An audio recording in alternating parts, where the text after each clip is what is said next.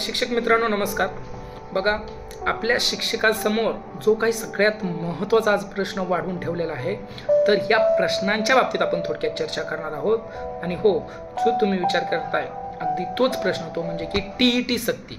तर या TET सक्तीला आपण त्या ठिकाणी नक्की कसं टॅकल करायचं, या बाबतीत थोडक्यात त्या ठिकाणी चर्चा करणार आहोत. आणि मित्रांनो बघा, TET सक्तीला टॅकल करण्याच्या बाबतीत ज्यावेळेस आपण विचार करणार आहोत, तर त्याच्या अगोदर आपल्याला सुरुवातीला त्या ठिकाणी नक्की ही TET सक्ती आपल्या शिक्षकावर का झाली याची पार्श्वभूमी देखील समजून घ्यावी लागणार आहे. आणि जोपर्यंत सगळ्या गोष्टी जोपर्यंत आपण समजून घेणार नाही, तोपर्यंत हा लढा नक्की कसा लढायचा हे देखील आपण व्यवस्थित त्या ठिकाणी ठरवू शकणार नाहीत. आणि म्हणून या अनुषंगाने आपल्याला ह्या सगळ्या बाबीचा त्या ठिकाणी गांभीर्यपूर्वक विचार करणं त्या ठिकाणी खूप गरजेचं आहे. आणि मित्रांनो, म्हणून त्या ठिकाणी माझं सगळ्यांना आव्हान आहे की तुम्हाला जर खरंच समजून घ्यायचं असेल की कसं आपण 100% शिक्षक या धोक्यापासून वाचू शकतो किंवा कसं यातून बाहेर पडू शकतो, तर तुम्हाला सुरुवातीपासून शेवटपर्यंत कुठेही स्किप न करता संपूर्ण व्हिडिओ पाहावा लागेल. तेव्हाच तुम्ही ह्या सगळ्या गोष्टी समजून घेऊ शकाल. किंवा नुसतं उतावीळपणे काहीतरी कमेंट करायच्या, उगाच टीका करायची असं जर केलं तर यातून न तुमचं हित होणार आहे, न शिक्षक वर्गाचं हित होणार आहे, न कोणाचं हित होणार आहे. आणि त्याच्यामुळं हा विषय खूप गंभीर आहे आणि तितक्याच गंभीरपणे आपण त्याला समजून घेतलं पाहिजे. आणि तो सोडवण्यासाठी सुद्धा तेवढ्याच गांभीर्याने प्रयत्न करण्याची आपल्या सगळ्यांना गरज आहे. आणि म्हणून मित्रांनो, माझं सगळ्यांना आव्हान आहे की होय, 100% आपण लोकांना याच्यातून बाहेर काढू शकतो या TET सक्तीतून. आणि ते काढायचं असेल तर आपल्यासमोर कोणकोणते मार्ग आहेत आणि कशा पद्धतीने आपण हा लढा लढू शकतो, कशा याच्या विरोधातली चळवळ आपण कशी उभा करू शकतो, ह्या सगळ्या गोष्टीचा आपण या व्हिडिओच्या माध्यमातून त्या ठिकाणी विचार करणार आहोत. आणि म्हणून तुमच्या सगळ्यांच्या ज्या काही सूचना प्रश्न असतील या सगळ्यांचं या ठिकाणी स्वागत आहे. तुमचा विरोधी असो, सकारात्मक असो, नकारात्मक असो, सगळ्या तुमच्या कमेंटचा या ठिकाणी आदर केला जाईल. फक्त आपल्या ज्या कमेंट असतात त्या चांगल्या भाषेत असावा एवढीच एक माफक अपेक्षा त्या ठिकाणी आहे. चांगल्या भाषेत असणाऱ्या कोणत्याही कमेंटचं त्या ठिकाणी नक्की त्या ठिकाणी स्वागत त्या ठिकाणी असेल. आणि म्हणून आपल्या सगळ्यांनी देखील या ठिकाणी साकल्याने विचार केल्यानंतर, म्हणून आणि या पूर्णपणे विचार करायचा असेल तर न चुकता अगदी सुरुवातीपासून शेवटपर्यंत हा व्हिडिओ पहा, नंतरच त्या ठिकाणी कमेंट करा. एवढं आव्हान त्या ठिकाणी मी करेल. उतावीळपणे कोणीही कमेंट त्या ठिकाणी करू नका, ही एक विनंती असेल माझी. ओके, तर बघा, तर हा लढा कसा लढायचा हे विचार करत असताना सगळ्यात अगोदर जे आपल्याला पाहावं लागणार आहे तर ते म्हणजे की याची पार्श्वभूमी आपल्याला पाहावी लागणार आहे. TET सक्ती शिक्षकांना का झाली हे जोपर्यंत आपण शोधत नाहीत तोपर्यंत आपण त्या ठिकाणी आपल्या शिक्षक बांधवांना न्याय त्या ठिकाणी मिळवून देऊ शकत नाही किंवा ह्या TET सक्तीविरोधात लढा उभा करू शकणार नाही. आणि म्हणून ही थोडक्यात पार्श्वभूमी आपण त्या ठिकाणी पाहूया. बघा, तर याच्या सुरुवातीला जो सगळ्यात मूलभूत घटक आहे तो म्हणजे की RT 2011ला केंद्र सरकारनं त्या ठिकाणी RT कायदा अस्तित्वात आणला. आणि ह्या RT कायद्यानं गुणवत्तापूर्ण शिक्षण हा 6 ते 14 म्हणण्यापेक्षा 3 ते 14 वर्ष वयोगटातील मुलांना, आता झालं ते 3 ते 14, अगोदर 6 ते 14 होतं. तर 6 ते 14 वर्ष वयोगटातील मुलांना गुणवत्तापूर्ण शिक्षण देणं ही शासनाने स्वतःची जबाबदारी त्या ठिकाणी ठरवली. आणि म्हणून स्वतःकडे जबाबदारी घेऊन ही जबाबदारी निश्चित केली. आणि जर गुणवत्तापूर्ण शिक्षण द्यायचं असेल तर त्या कायद्यात जे म्हटलेलं आहे ते स्पष्टपणे त्यांनी सांगितलेलं आहे की गुणवत्तापूर्ण शिक्षण द्यायचं असेल तर शिक्षक देखील गुणवत्तापूर्ण हवेत. आणि गुणवत्तापूर्ण जर शिक्षक हवे असतील हे कसे ठरवायचे, तर त्यासाठी जी काही सिस्टीम आणली गेली तर ती आली शिक्षक अभियोग्यता चाचणी, म्हणजे TET राज्य पातळीवर. त्यालाच कोणी STET सुद्धा म्हणतं, म्हणजे स्टेट TET. आणि दुसरी आहे CTET म्हणजे सेंट्रल TET, म्हणजे की जे केंद्र शासनाकडून जी केंद्र पातळीवर म्हणजे देश पातळीवर आयोजित केली जाते. तर ह्या 2 परीक्षापैकी तुम्ही एक कोणतीही परीक्षा पास असाल तर तुम्हाला त्या ठिकाणी तुम्ही लायक आहात हे शिकवण्यासाठी हे ठिकाणी ठरवलं जाईल. या प्रकारे त्या ठिकाणी ह्या RT अंतर्गत ह्या गोष्टी त्या ठिकाणी लागू झाल्या. आणि ह्या लागू झाल्यानंतर त्या ठिकाणी हे जे याचा अभ्यासक्रम वगैरे किंवा हे नियोजन करणारी जी सगळ्यात मोठी संस्था आहे ती म्हणजे देश पातळीवर NCTने याच्या सगळ्या सूचना वगैरे, मार्गदर्शक सूचना असतील, याचे नियम असतील ते सगळे केले आणि सगळ्या राज्य सरकारला पाठवले की अशा प्रकारे तुम्हाला ह्या TET वगैरे घ्यावा लागतील. त्याचबरोबर त्या जे एक्झिस्टिंग तुमचे जे शिक्षक आहेत त्यांना देखील ह्या कंपल्सरी असतील, 2 वर्षाच्या आत त्यांनी करून घेणं गरजेचं आहे. अशा काही स्वरूपाच्या सूचना देखील त्यांनी त्या ठिकाणी पारित केल्या आणि त्यानुसार त्या ठिकाणी 2013 महाराष्ट्र सरकारने देखील त्या ठिकाणी GR 1 काढला आणि त्याच्यामध्ये सांगितलं की जे एक्झिस्टिंग शिक्षक आहेत, कार्यरत शिक्षक आहेत, त्यांना 2 वर्षाच्या आत TET व्हावी लागेल आणि इथून पुढे नियुक्ती होणारे प्रत्येक शिक्षक हा TET पास असल्याशिवाय नियुक्त होणार नाही, असं स्पष्टपणे त्या ठिकाणी शासनाने GR काढला.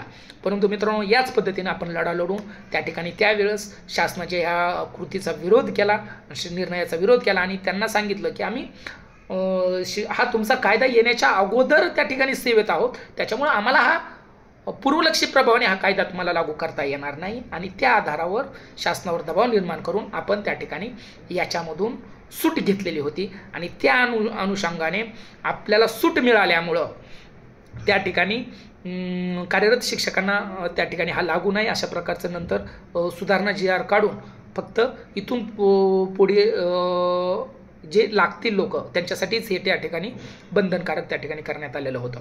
परंतु मित्रांनो, याच्यानंतर ह्या सगळ्या बाबी सर्वोच्च न्यायालयात गेल्या, उच्च न्यायालयातही गेल्या, सर्वोच्च न्यायालयात गेल्या.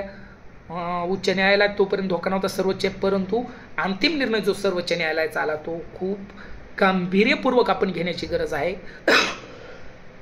कारण खूप आता आपल्या हातातल्या जवळजवळ गोष्टी सगळ्या निसटलेल्या आहेत, सगळं निष्ठच चाललेलं आहे आणि म्हणून हे निष्ठच चाललेलं कसं सावरायचं याची भूमिका आपल्या सगळ्यांना त्या ठिकाणी ठरवावी लागणार आहे. आणि जोपर्यंत आपण ही गांभीर्यपूर्वक भूमिका त्या ठिकाणी ठरवत नाही तोपर्यंत जर ही नाही ठरवू शकलो तर आपण खूप मोठ्या पायावर आपल्या कुऱ्हाडी मारून घेऊ आणि खूप मोठे शिक्षक वर्गाचं नुकसान या माध्यमातून आपण त्या ठिकाणी करू.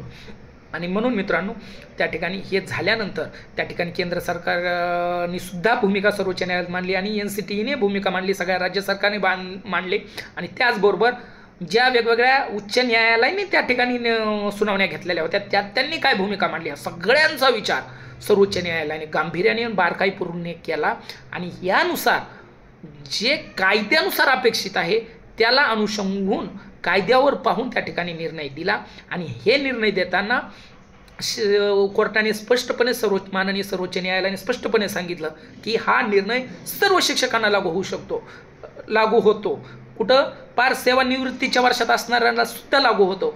परंतु त्यात त्यांनी सांगितलं की आम्हाला जो काही अधिकार आहे की आमच्या स्वविवेकाचा वापर करून जरी कायद्यात नसलं तरी काही गोष्टीचा आम्ही विचार करू इच्छितो आणि त्या विचार करून त्यांनी जे शेवटचे 5 वर्ष ज्या लोकांचे बाकी आहेत अशा लोकांना या कायद्यातून सूट दिली. ही परीक्षा TET पास असण्यापासून सूट दिली, म्हणजे 53+ पेक्षा लोकांना सूट दिली आणि बाकीच्या सर्व शिक्षकांना हा कायदा आज रोजी लागू झालेला आहे. याचे शासनाचे नोटिफिकेशन नंतर येतील, बाकीच्या गोष्टी नंतर येतील, परंतु गांभीर्याने घेण्याची गोष्ट म्हणजे जर काही लोक याला गमेंट व्हॉट्सअपवर करतायत की आणखी शासनाने पत्र नाही काढलं, काय नाही काढलं, पण लक्षात घेण्याची गोष्ट जी आहे की शासनानं ज्या तातडीनं TET परीक्षा घेतली त्याच्यावरून तुम्हाला शासनाची भूमिका कळायला वेळ लागू नये हे मला वाटतं. कारण की निर्णय आल्याबरोबर 8 दिवसाच्या आत शासनाने निर्णय घेतला आणि TET परीक्षा लगेच त्या ठिकाणी आयोजित केली. याचं कारणच ते की शासनाला सुद्धा याचं गांभीर्य कळलेलं आहे आणि म्हणून आपण देखील हे पूर्णपणे गांभीर्याने घेण्याची गोष्ट आहे. मग आता ह्या TET सक्तीच्या विरोधात जर आपल्याला लढायचं असेल तर सर्वप्रथम आपल्याला पाहावं लागेल की नक्की आपल्यासमोर ऑप्शन काय आहे. बघा, धोका तर पूर्णपणे आहे, आपल्या सगळ्यांच्या नोकऱ्या जाण्याचा धोका त्या ठिकाणी निर्माण झालेला आहेच. परंतु जर हा धोका टाळायचा असेल आणि 100% लोकांना जर आपल्याला यातून बाहेर काढायचं असेल, आपल्या शिक्षक बांधवांना बाहेर काढायचं असेल तर आपल्याकडे नक्की कोणकोणते ऑप्शन त्या ठिकाणी आहेत तर त्याचा देखील आपल्याला विचार करावा लागेल आणि त्यातले योग्य ऑप्शन आपण कोणते निवडायला पाहिजे आणि कोणत्या मार्गाने हा लढा लढायला पाहिजे याचा देखील आपल्याला त्या ठिकाणी विचार करावा लागेल. बघा, आता जो आपल्या समोरचा प्रश्न आहे की आता नेमकं पुढं काय करायचं, तर या बाबतीत अनेक लोकांनी त्या ठिकाणी भूमिका घेतली, अनेक संघटनांनी देखील भूमिका घेतली की TET सक्तीविरोधात पुनर्विचार याचिकेचा त्या ठिकाणी मार्ग अवलंबावा आणि याच्यासाठी आपण त्या ठिकाणी 4 तारखेला आंदोलनसुद्धा त्या ठिकाणी अनेक संघटना त्या ठिकाणी करत आहोत. आणि परंतु जर ह्या पुनर्विचार याचिकेचा विचार केला तर पुनर्विचार याचिकेमध्ये किंवा याच्यासाठी आंदोलन करणं कितपत योग्य भूमिका हा वेगळा संशोधनाचा विषय आहे. त्याचं कारण की उत्तर प्रदेशसारख्या काही राज्य अगोदरच त्या ठिकाणी पुनर्विचार याचिकेच्या याच्यामध्ये गेलेल्या आहेत आणि बहुतेक महाराष्ट्र देखील त्याच्यात जाणारच आहे. म्हणजे त्याच्यामध्ये जास्त डाऊट मला तरी नाही की शासन पुनर्विचार याचिका टाकेल म्हणून. आता शासनाला ती टाकावंच लागणार आहे, ते जाणारच आहे. वाटलंच तर आपण आंदोलन करायचं, त्यासाठी आंदोलन देखील करू, त्यालाही विरोध असण्याचं काही कारण नाही. परंतु नक्की ह्या पुनर्विचार याचिकेतून आपल्याला काय साध्य होऊ शकतं याचाही आपल्याला त्या ठिकाणी एक अंदाज घ्यावा लागेल, कारण की त्या अगोदर त्याच्यावरच आपल्याला आपला लढा त्या ठिकाणी पुढे न्यावा लागणार आहे. तर बघा, सर्वोच्च न्यायालयात ज्या काही पुनर्विचार याचिका येतात, तर हे आपण लक्षात ठेवलं पाहिजे की या पुनर्विचार याचिकेचं जे कार्यक्षेत्र असतं ते अत्यंत मर्यादित असतं. याच्यामध्ये काय होतं, जर पुनर्विचार याचिका म्हणजे तरी काय, तर याच्यामध्ये आपल्याला खूप काही दिलासा मिळेल ही शक्यता फार मर्यादित आहे, म्हणजे फार कमी आहे. एक अपेक्षेचा किरण फक्त एवढी आहे, तो किरण अपेक्षा आपण ठेवू शकतो, ठीक आहे. आणि ते तर होणारच आहे, म्हणजे याचिका उत्तर प्रदेशने तर सरकारने जाहीर केलेलंच आहे आम्ही चाललो आहे म्हणून. महाराष्ट्रही 4-2 दिवसात करेल आणि ते जातील. अनेक राज्य त्या ठिकाणी पुनर्विचार याचिकेमध्ये जातील. परंतु एक राज्य गेलं काय आणि 4 राज्य केलं काय, जवळपास भूमिका त्यांच्या सगळ्यांच्या त्याच्या अनुषंगानेच असतील. आणि अशा याचिका ज्या असतात, पुनर्विचार असते याचिका, याच्यामध्ये काय होतं तर पूर्णपणे विचार केला जात नाही तुमच्या सगळ्या मुद्द्याचा. फक्त याच्यामध्ये काय केलं जातं पुनर्विचार याचिकेमध्ये, तांत्रिक त्रुटी जर राहिल्या असतील त्या निर्णय घेताना, सर्वोच्च न्यायालयाने निर्णय देताना त्याच्यामध्ये तांत्रिकदृष्ट्या काही त्रुटी असतील आणि कायदेशीर बाबीवर काही दुर्लक्ष झालेलं असेल तर याचाच विचार केला जातो मित्रांनो. आणि मूळ निर्णय जो आहे, धोरणात्मक पुनर्मूल्यांकन फार क्वचित प्रसंगी घडतं, जास्त काही घडत नाही, म्हणजे धोरणात्मक. पण जर कायदेशीर बाबीवर काही त्रुटी राहिलेल्या असतील तर त्याचा त्या ठिकाणी नक्की विचार करेल. आणि कायदेशीर बाबीवर फक्त एकच त्या ठिकाणी आणखी एक याच्यामध्ये गोष्ट आहे जी आपल्याला एक आशेचा किरण देऊ शकते, की जे स्थायी कर्मचारी आहेत, केवळ एका परीक्षेच्या जे सेवेमध्ये येताना ज्यांना अशी परीक्षा नव्हती, तर सेवेत आल्यानंतर कित्येक वर्षानंतर अशी परीक्षा लागणं, आणि जे स्थायी कर्मचारी बनलेले आहेत तर अशा कर्मचाऱ्यांना त्या ठिकाणी सक्ती करणं हे चुकीचं असं मांडू शकतो. परंतु हा तेवढाही मुद्दा आपल्याला तर्कसंगत बसत नाही, किंवा म्हणजे तेवढी त्रुटी दिसत नाही, की कारण की जो निर्णय आला आहे तो RT अनुषंगाने आलेला आहे पूर्णपणे. RT कायद्यात काय म्हटलेलं आहे आणि RT कायद्यात जे काही म्हटलेलं आहे त्या अनुषंगाने हा कायदेशीररित्या खूप चुकीचा निर्णय आहे असं प्रथमदर्शनी जर तुम्ही पाहिलं तर ते दिसत नाही. आपल्या भावनात्मक पातळीवर आणि बाकीच्या गोष्टीचा पाहिला तर होऊ शकतं, परंतु जे सर्वोच्च न्यायालय विचार करणार आहे त्या अनुषंगाने याच्यामध्ये खूप काही चान्सेस जास्त बनत नाहीत. आणि म्हणून या ठिकाणी जर आपण विचार केला, केंद्र सरकारची सुद्धा भूमिका त्या ठिकाणी स्पष्ट आहे. NCTने जी काही भूमिका मांडली आपल्या सर्वोच्च न्यायालयामध्ये ती देखील आपल्याला बघावी लागेल, कारण की स्पष्टपणे त्यांनी सांगितलं की TET पात्रता ही अनिवार्य आहे या शिक्षकांना. हे केंद्र सरकारने आणि NCTने त्या ठिकाणी मांडलंच आहे कोर्टात. त्याच्यामुळं त्यांची भूमिका काय आहे हे आपल्याला जवळजवळ माहिती आहे. आणि जरी आपण राज्य सरकारवर दबाव निर्माण करू शकत असेल तरी राज्य सरकारला आता कोणताही अधिकार नाही याच्यामध्ये सूट देण्याचा, हे लक्षात घ्या. राज्य सरकारचा अधिकार त्या ठिकाणी संपुष्टात आलेला आहे, कारण की हे जो काही अधिकार आहे तो फक्त केंद्र सरकारकडे असेल. राज्य सरकार फक्त जास्तीत जास्त त्यांना विनंती करू शकतं बस. आणि ती विनंतीची मागणी आपण त्या ठिकाणी राज्य सरकारने करावी, ही मागणी आपण शासनाकडे त्या ठिकाणी करू शकतो. त्याचबरोबर कायद्यात जर बदल करायचा असेल तर ह्यासाठी केंद्र सरकारने पुढाकार घेणं आवश्यक आहे. आणि जर सध्याची परिस्थिती विचार केला तर ही एवढी सोपी हे प्रक्रिया सोपी नाही. त्याचं कारण जर विचार केला तर 2005ला जी आपल्याला त्या ठिकाणी जुनी पेन्शन योजना होती ती त्या ठिकाणी काढून घेतल्यानंतर 2005 पासून अद्यापपर्यंत आपण इतक्या वर्ष झालं लढतोय. खूप मोठमोठे आंदोलन निर्माण केली, त्या ठिकाणी राज्यातील समस्त कर्मचारी त्या आंदोलनात सहभागी झाली. आणि शासन जातं की काय एवढी गंभीर परिस्थिती त्या ठिकाणी या आंदोलनामुळे निर्माण झाली, तरी देखील त्या ठिकाणी आपल्याला जुनी पेन्शन मिळू शकलेली नाही. आणि तशाच प्रकारे फक्त शिक्षक वर्ग काही लढतायत, शिक्षक वर्ग लढतायत म्हणून लगेच आपण मागितलं म्हणून भेटन, ही म्हणजे भोळी अपेक्षा आपण म्हणू शकतो. परंतु लगेच असं अपेक्षित करणं आणि त्याच दिशेवर आपण त्याच्यावर अवलंबून आपलं भविष्य ठेवणं हे पूर्णपणे चुकीचं आहे, ते तितकंसं योग्य नाही. आणि म्हणून याचे पर्यायी मार्ग देखील त्या ठिकाणी आपल्याला पाहावं लागेल. आणि जर पर्यायी मार्ग असेल, एक तर शासनाने ह्या कायद्यात, केंद्र सरकारने 2च मार्ग आहेत याच्यामध्ये, शासनाने याच्यामध्ये खूप त्या ठिकाणी कायद्यातच बदल करणे हा पहिला मार्ग.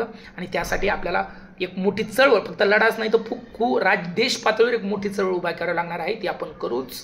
ती टप्प्याटप्प्याने होईल, एकदाच डायरेक्ट देश पातळीवर होणार नाही. त्यासाठी आपल्याला असे छोटे मोठे आंदोलन करावे लागतील, आपल्या वेगवेगळ्या मागण्या मांडाव्या लागतील, काही मागण्या मान्य करून घ्याव्या लागतील आणि टप्प्याटप्प्याने पुढे जावं लागेल. आणि ज्यावेळेस देश पातळीवर येईल त्या आंदोलनाची जी भूमिका असेल ती महत्त्वाची आहे. आज रोजी जे आपल्या पत्रात पाडता येईल ते आपण त्या ठिकाणी पत्रात पाडून घेतलं पाहिजे, जेणेकरून आपल्याला हे टॅकल करता येईल. दुसरी गोष्ट एक झालं की केंद्र सरकारने कायद्यामध्ये बदल केले पाहिजेत. आणि त्याच्यामध्ये दुसरा जो मार्ग आहे तो म्हणजे की या ठिकाणी आपण राज्य सरकारला भाग पाडणं की थोडे सोपे स्वरूपाचे प्रश्न कसे येतील, तर हे त्या ठिकाणी त्यांना विनंती करणं वगैरे आपण करू शकतो. परंतु जी बॉडी प्रश्न काढणारी असते ती वेगळी असते, ते स्वतः ठरवतात की कशा प्रकारे प्रश्न पाहिजे. आणि याचा सिलेबस पूर्णपणे देश पातळीपासून सगळ्या राज्यांसाठी एकच सिलेबस आहे सगळ्यांसाठी, आणि त्याच्यामुळे सिलेबस तोच असल्यामुळे सिलेबस तोच राहणार आहे. फक्त प्रश्नांचं स्वरूप कमी जास्त अवघड त्या ठिकाणी थोडंफार होऊ शकतं. आणि तिसरा जो मार्ग आहे तो म्हणजे की बघा ज्याप्रमाणे आरक्षित वर्गांना त्या ठिकाणी TETच्या पात्रता गुणामध्ये सूट देण्याचा अधिकार केंद्र सरकारने दिलेला आहे. म्हणजे त्या ठिकाणी 5% आरक्षित प्रवर्गातील उमेदवार 55%ला पास होतात आणि खुल्या प्रवर्गातील उमेदवार 60%ला होतात.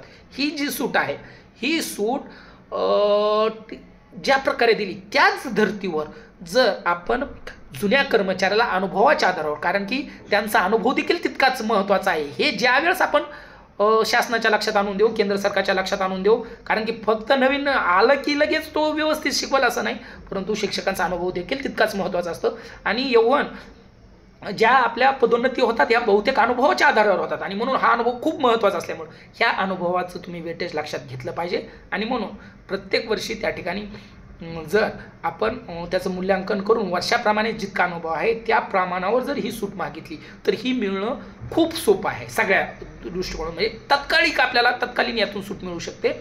आणि जर विचार करा आपल्याला 5% सूट आरक्षण धोरणाने भेटलेली आहे, आणि अशी आपण त्या ठिकाणी कालचे निवेदन दिलं अटल शिक्षक संघटनेच्या माध्यमातून ही 15% सूट मागितलेली आहे.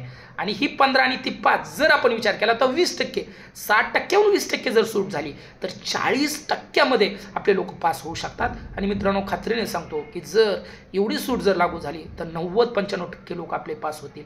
कारण की 40% घेणं इतकं काही असं काही लई काही दिव्य नाही त्याच्यामध्ये. 60% घेणं जरा नक्कीच आहे कठीण, परंतु 40% घेणं खूप काही नाही. कारण की मराठी आणि हिंदी ह्या जर 2 लँग्वेज तुम्ही TET किंवा CTETमध्ये निवडल्या तर त्या ठिकाणी सहज आपले 20-20 प्रश्न त्या ठिकाणी येतात त्या ठिकाणी. आणि टक्क्यामध्ये मागतोय आपण, ही गुणामध्ये नाही, 15 गुण नाही, 15% म्हणजे जवळपास 22-23 मार्क त्या ठिकाणी होतात मित्रांनो. तर हे खूप मोठे त्या ठिकाणी 23 मार्क म्हणजे खूप मोठी सूट त्या ठिकाणी असू शकते. आणि ही जर झाली तर मला पूर्ण खात्री आहे 90%पेक्षा शिक्षक जास्त पात्र होतील. आणि तुम्हाला जे काही RTEने हे केलंय ती देखील आपण पार होऊ.